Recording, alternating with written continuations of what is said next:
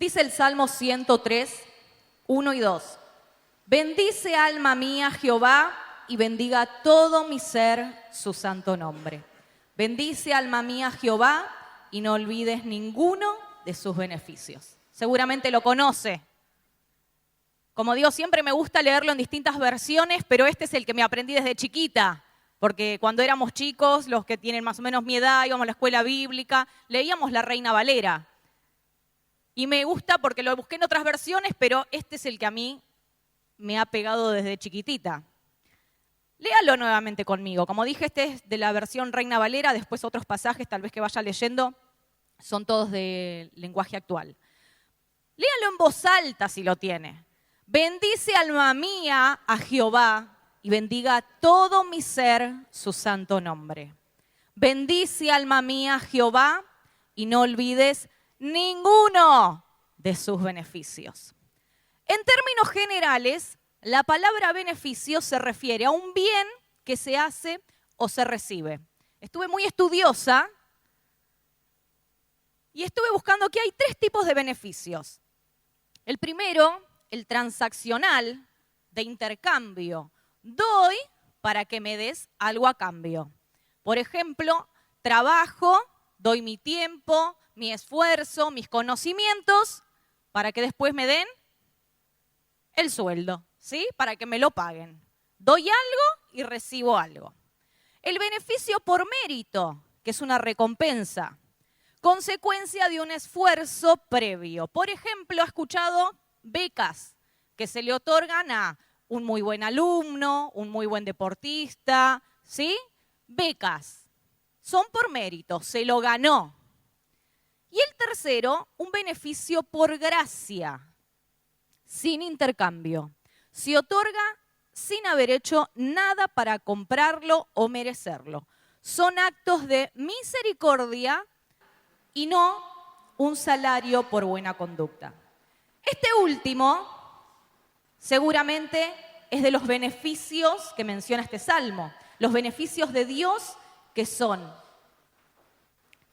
no por haber hecho algo, no porque me lo gané, sino un acto de misericordia. ¿Amén? Qué bueno, porque este salmo dice, y no olvides ninguno de sus beneficios. Qué bueno, porque si hubiera sido beneficios que yo tenga por haber hecho algo, y seguramente estoy al final de la lista. Si fuera por mérito, también estoy al final de la lista. Pero como es un beneficio por gracia, no hice nada para merecerlo, no di nada para tenerlo, pero este salmo me dice, no olvides ninguno de esos beneficios de Dios, porque son por gracia. ¿Amén? Siga leyendo conmigo el Salmo 103, del versículo 3 al 5. Dice, Él es quien perdona todas tus iniquidades, el que sana todas tus dolencias, el que rescata del hoyo tu vida, el que te corona de favores y misericordias, el que sacia de bien tu boca, de modo que te rejuvenezcas como el águila. El Salmo establece estos beneficios de Dios que no quedaron solo para el salmista, porque Jesús los manifestó en el Nuevo Testamento. Así que vamos a ver uno por uno. En principio, el que perdona todas tus iniquidades. Vieron que muchas veces hablamos del pecado, y lo hemos mencionado cientos de veces. ¿Qué sería un pecado? ¿Qué mencionamos como definición? ¿Alguno sabe? Pero por definición, pecar es errar o fallar. La palabra que se utiliza en la Biblia, según el griego, es amartía. Y es errar al blanco, fallar al propósito u objetivo. Lo mismo se usaba hablando de la arquería, ¿sí? Como deporte. Una persona que está con el arco y la flecha y tiene que disparar ¿a dónde? Al blanco. Pero si fallaba, se utilizaba esta palabra. Falló, erró al blanco. ¿Se entiende? Eso es pecar. Errar al objetivo. Errar al propósito. Pero iniquidad va mucho más allá. Por eso les dije que estuve muy estudiosa, ¿eh? Porque no es solamente pequé, perdona todos mis pecados. Dice, perdona todas mis iniquidades. ¿Sabe que si usted tira la flecha y no da el blanco, erró? Pero ¿sabe que iniquidad, como dije recién, es hacer algo conscientemente? O sea, que yo tengo el arco y la flecha, sé dónde está el blanco, pero apunto para cualquier lado. ¿Me entendió? Pecado, errar o fallar. Iniquidad, hacerlo conscientemente.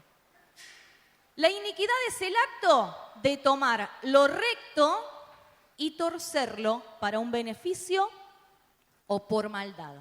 Y va acompañado de una intención. Fíjese lo que estaba diciendo el salmista. Perdona todo lo que hago intencionalmente.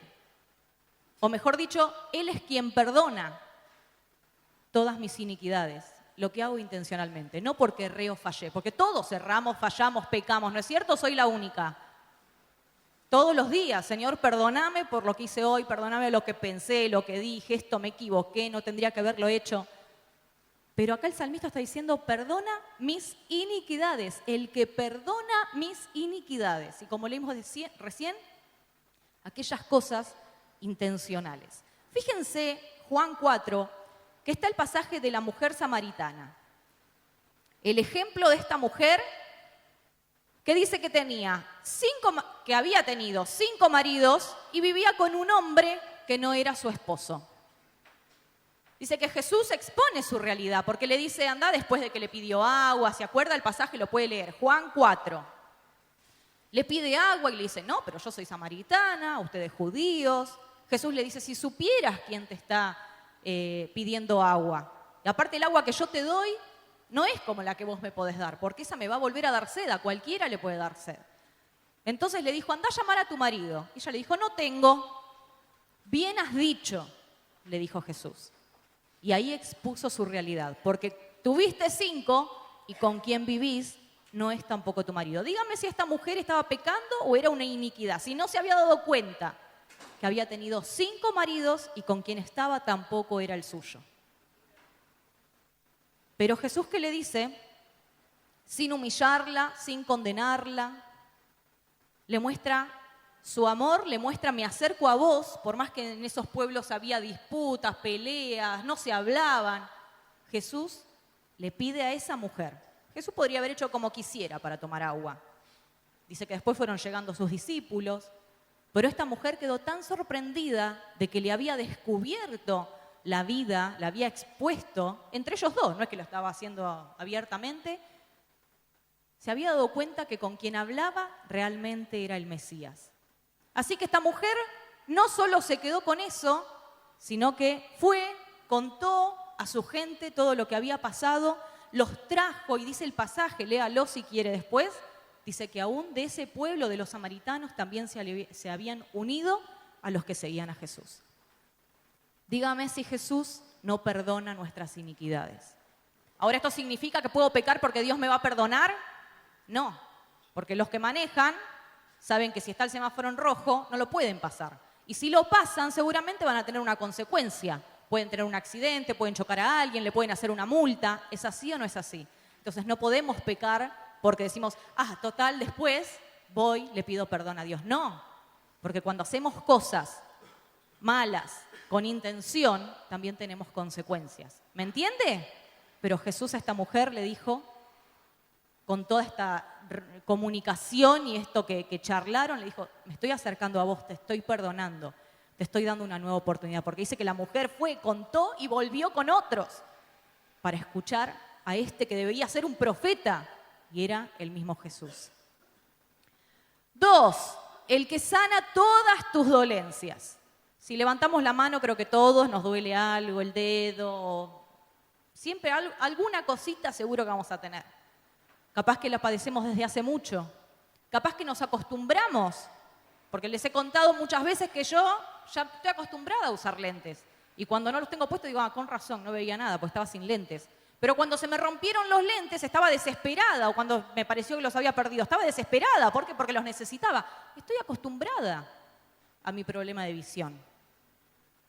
Pero digo, Señor, no, porque vos sos el que sana.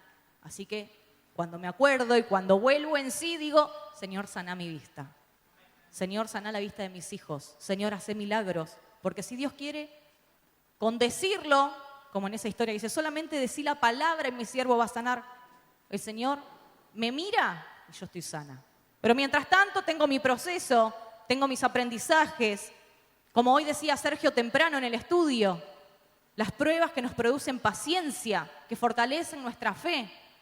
Se puede debilitar también, pero cuando yo me aferro a Dios, cuando me aferro a su palabra, cuando leo su palabra, creo en Jesús, y aunque no tenga todavía mi situación física resuelta, estoy esperando en Él. ¿Amén?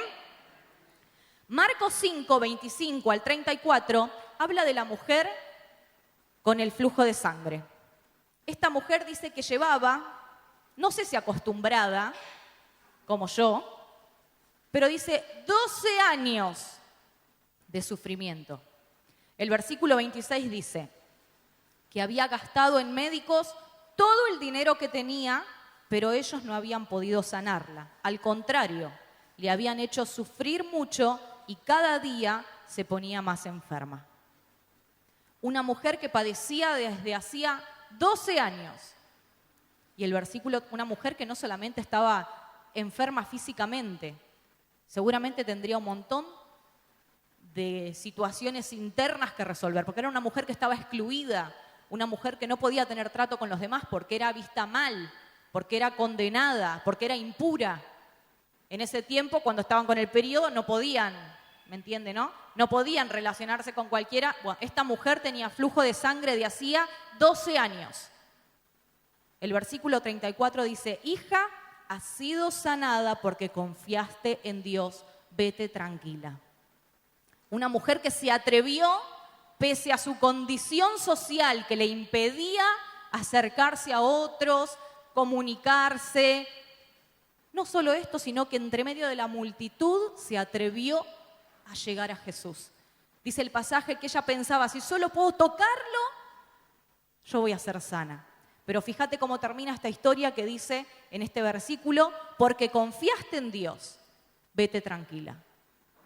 Entonces, como decía recién, tantas veces esperamos el milagro y todavía no sucede, pero esta mujer por 12 años y no dejó de confiar en Dios. Y Jesús le dijo, vete tranquila. Ella supo a quién acudir. Más allá de que fue al médico, tratamientos, dice que le hicieron gastar todo lo que tenía, pero le hacían sufrir más. Pero cuando se enteró que iba a pasar Jesús, dijo, yo no me quedo en casa. Resignada por lo que me dijeron, no me quedo en casa acostumbrada a este sufrimiento, sino que dijo, voy a Jesús, confío en Él. Y Jesús le dio esta respuesta, vete tranquila. Amén. En tercer lugar, el que rescata del hoyo tu vida. Marcos 5, del 1 al 20, habla del endemoniado gadareno. Si lo tiene ahí, sígame desde el versículo 1 al 6. Marcos 5.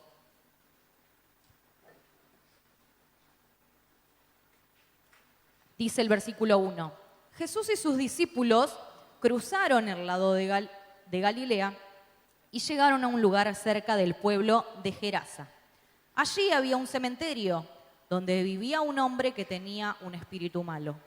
Nadie podía sujetarlo, ni siquiera con cadenas.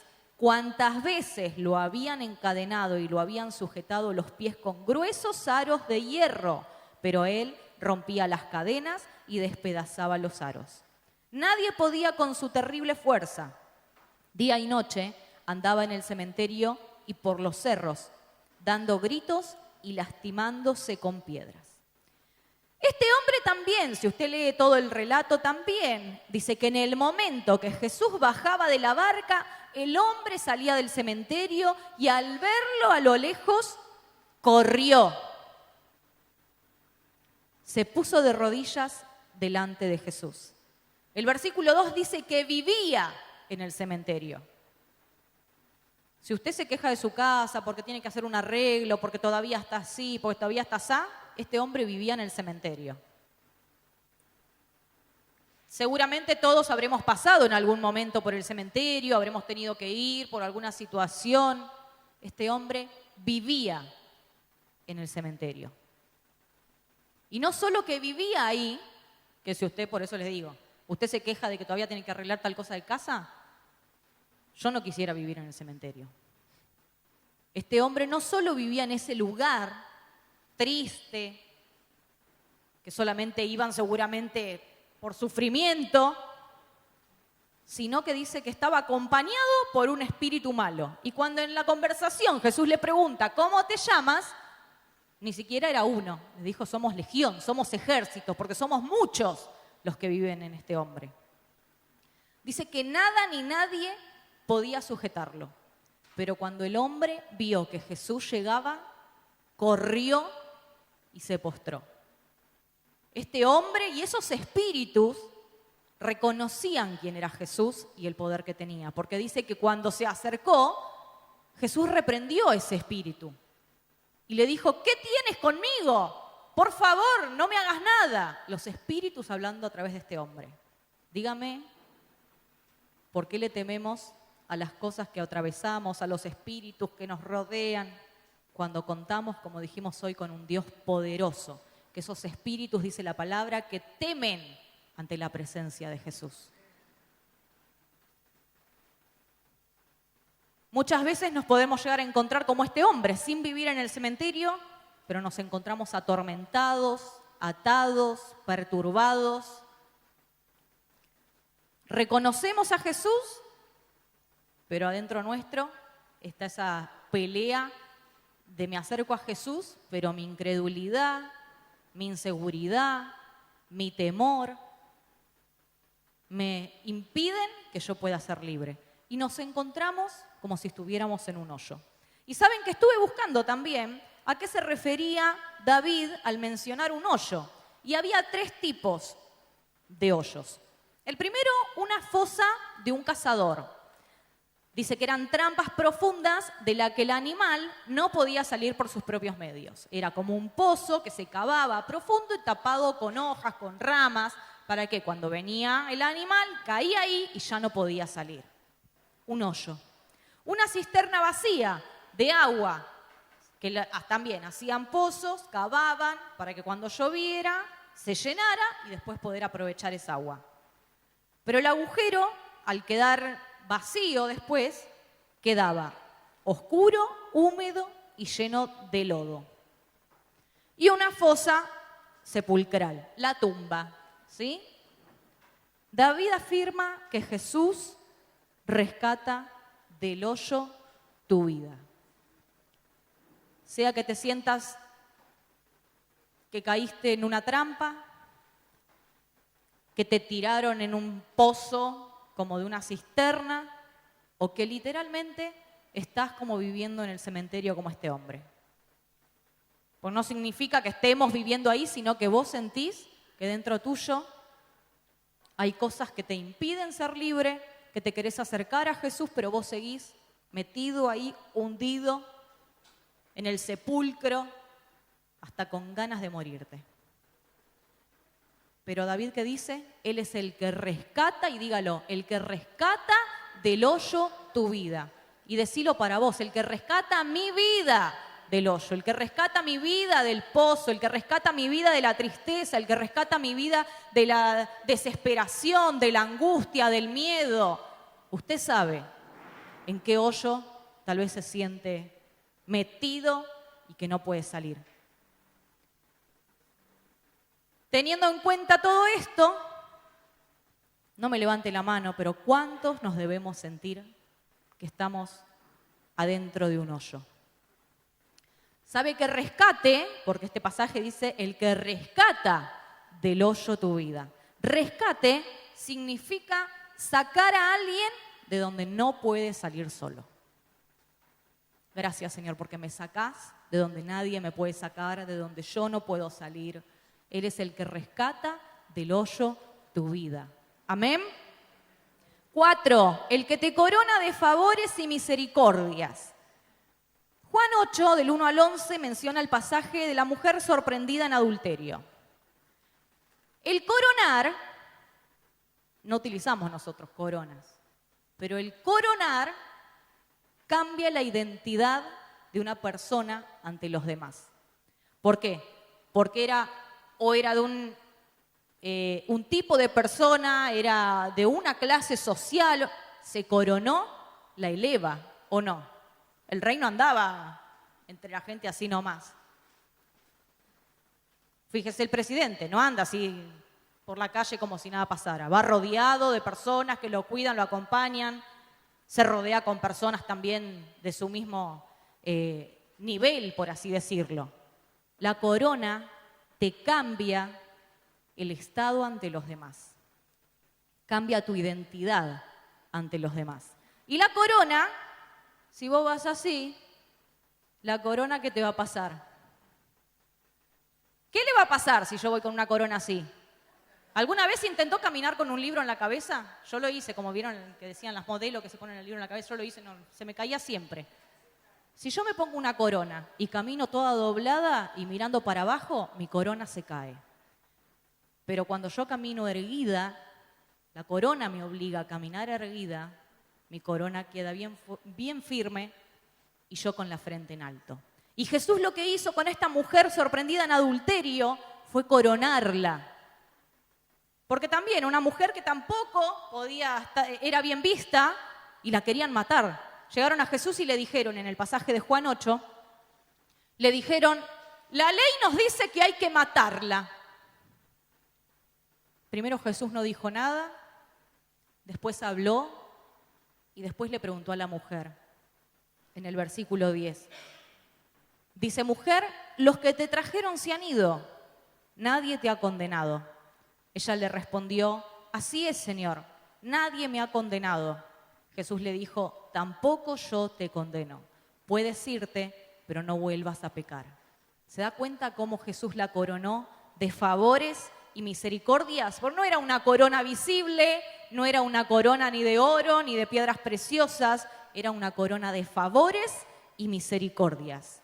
Favores en hebreo es hased, que se traduce como amor leal, porque quien te lo da decidió amarte. Misericordias es la palabra rachamín, que está relacionada con la matriz o vientre materno. Es un amor entrañable que siente compasión profunda por tu debilidad. El Señor nos corona de favores y misericordias. Favores, ese amor que me da porque Él decide amarme. Y misericordias, porque siente una compasión profunda por mi debilidad. Amén.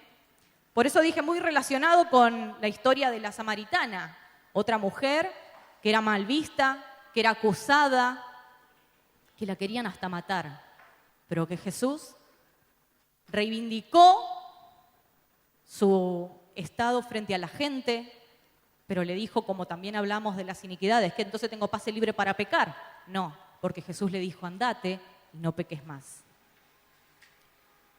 5. El que sacia de bien, repítalo. Tu boca, de modo que te rejuvenezcas como el águila. Para entender esta frase, vamos a ir también a la traducción original y dividirlo en 3. El que sacia no solo significa llenar, sino quedar satisfecho hasta el punto de no querer más. ¿Alguna vez le pasó de ir a una comida? No digo un cumpleaños de 15 porque ahí comemos poco, un casamiento, pero en una comida familiar, en las fiestas, que uno lleva esto, que uno lleva aquello, que llevamos tanto que después sobra de todo y comemos el otro día. En una comida de todos los días me llené, no quiero más. Pero acá no está hablando de llenar, sino de quedar satisfecho hasta el punto de no querer más. Le cuento algo entre nosotros, no es para que se invite, pero cuando mi papá hace asado, después como tanto que después a la noche no quiero comer. porque comemos el asado, el postre de la abuela, el postre que llevo yo, comemos un poquito de todo y después a la noche no queremos comer.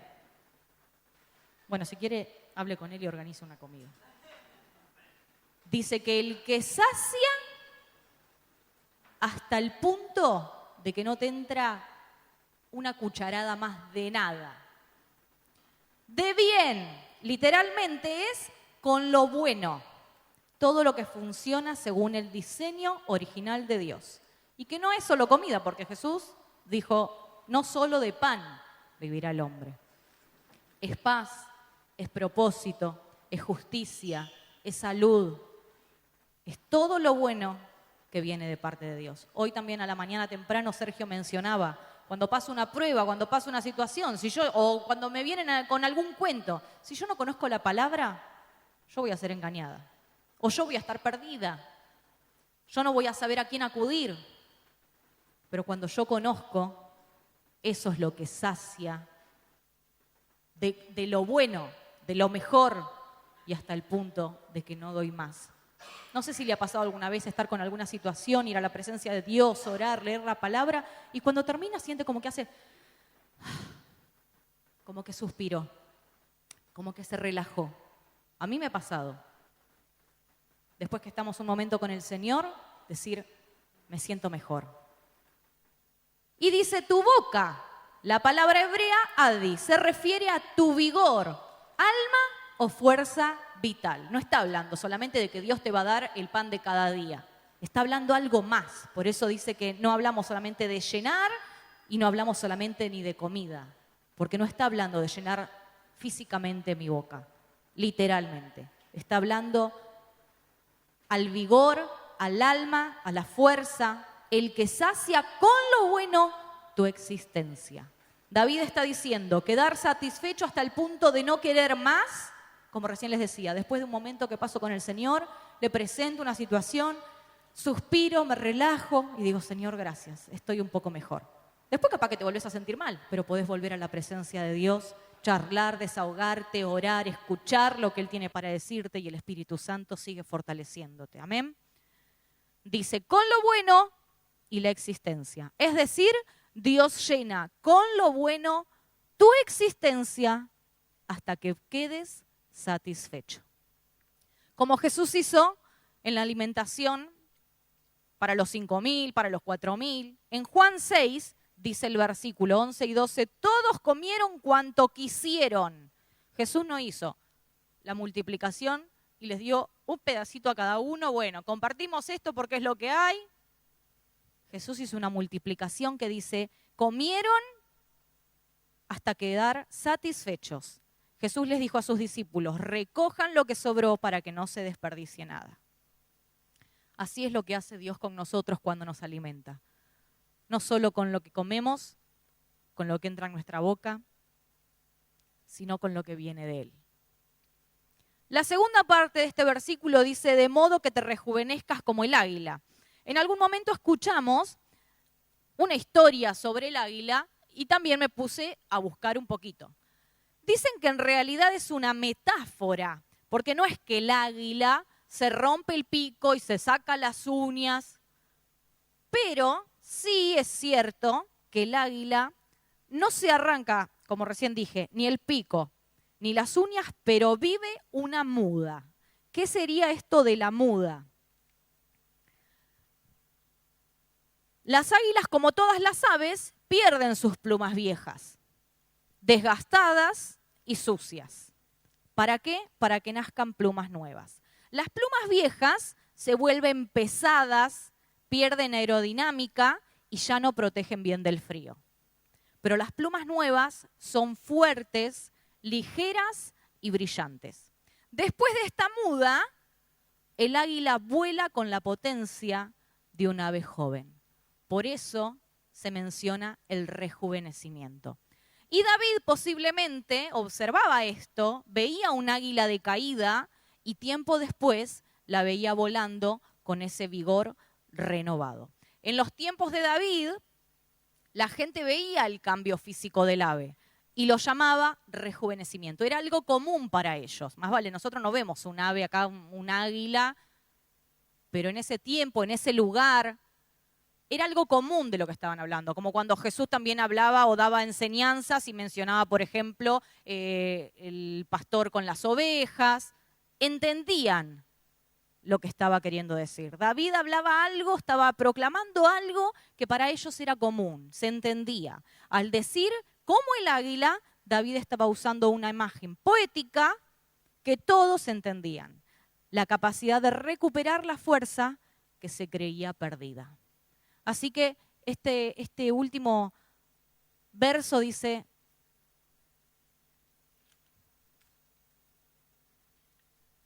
el que sacia de bien tu boca, de modo que te rejuvenezcas como el águila. El que te hace quedar satisfecho para que levantes otra vez fuerza, vueles, te sientas bien, como un águila rejuvenecida y con esa fuerza y ese vigor como ya había perdido. Nos hace perder a veces la fuerza, la energía, la esperanza, los desgastes de la vida, las cosas que pasamos. A veces estamos cansados y decimos otra vez, ¿y por qué esto a mí? ¿Y por qué todavía sigo con esto? Pero el Señor dice que Él puede saciarte, que Él puede llenarte, que Él puede sanarte, y no solamente las cosas físicas, sino las cosas que a veces llevamos adentro, situaciones que no resolvimos. Fíjate cuántos beneficios encontramos en Dios. Lo que David en su momento proclamó, poéticamente lo decía y la gente lo entendía, Jesús lo vemos reflejado en el Nuevo Testamento. Y Jesús dijo: me voy, pero no van a quedar solos, les voy a dejar el Espíritu Santo. Y por medio de Él van a hacer las mismas cosas que yo hice y cosas mayores. Amén. Segunda de Corintios 4:16 dice: aunque nuestro hombre exterior se va desgastando, el interior, no obstante, se renueva día a día. Después de que quedamos satisfechos hasta no poder más, levantamos nuevamente vuelo como esas águilas, vuelo rejuvenecidos. Es cierto que hay que pasarla. Es cierto que mientras estamos, solamente nosotros entendemos lo que sufrimos, lo que estamos cansados, lo que padecemos. Pero el Señor, y acá en la palabra, David dice: Él es el que te sacia, de modo que levantes vuelo otra vez y con esa fuerza de la juventud. ¿Y qué pasa si todavía no veo en mi vida estas respuestas? El Salmo 42:11 dice: ¿por qué te abates, oh alma mía, y por qué te turbas dentro de mí? Espera en Dios, porque aún he de alabarle. Salvación mía y Dios mío. ¿Cuántas veces nos sentimos así, abatidos, cansados, desgastados? David también lo pasó. Y David decía: ¿por qué te abates dentro de mí? ¿Por qué te turbas? Espera en Dios, porque aún he de alabarle. Dígaselo, así como decía David y hablaba su alma. Romina, ¿por qué te abatís? ¿Sabe cuántas veces? Hablando conmigo: Romina, no te abatas. Romina, no te turbes, no te preocupes. Espera en Dios, porque aún vamos a alabarle. Le invito a que se ponga de pie, que cierre sus ojos. Le invito a los líderes que estén orando por la congregación. Vamos a orar y a decirle: Señor, que esta palabra se haga real en mi vida. Que esto que David proclamó y Jesús lo mostró, lo vivió, muchos comprobaron de ese poder, el Espíritu Santo lo sigue haciendo.